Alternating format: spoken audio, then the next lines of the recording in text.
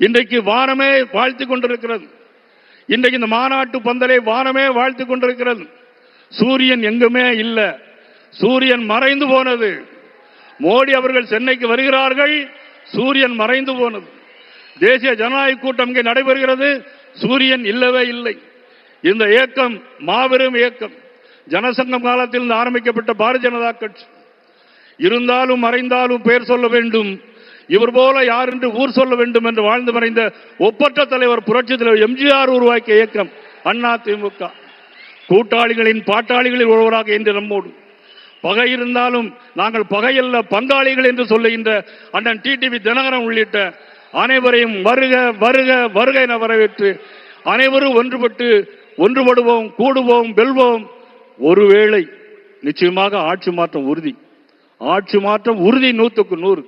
அதற்கான வேலைகளை பாரத பிரதமர் நரேந்திர மோடி அவர்களும் அண்ணன் எடப்பாடி அவர்களும் செய்து கொண்டிருக்கிறார்கள், செய்து கொண்டே இருக்கிறார்கள். நாம் என்ன செய்ய வேண்டும்? இன்றிலிருந்து இந்த சமயத்திலிருந்து அனைவரும் ஒன்றுபட்டு உழைத்து நாம் வெற்றி காண வேண்டும், தேசிய ஜனநாயக ஆட்சி மலர வேண்டும் என்பதை நேரத்தில் தெரிவித்துக் கொண்டு, திருப்பரங்குன்றத்தில் தீபம் ஏற்ற முடியவில்லை, சனாதன தர்மத்தை அழிப்போம் என்று சொல்கிறார்கள். இவர்களுக்கெல்லாம் முடிவு கட்டுகின்ற நாளாக, மதிப்புக்குரிய ஸ்டாலின் அவர்களுடைய ஆட்சிக்கு முடிவு கட்டுகின்ற நாளாக, உதயநிதி ஸ்டாலின் அவர்களை முதலமைச்சராக்க வேண்டும் என்பதால் நோக்கம். மக்களுக்கு மீது எந்த அக்கறையும் இல்லை.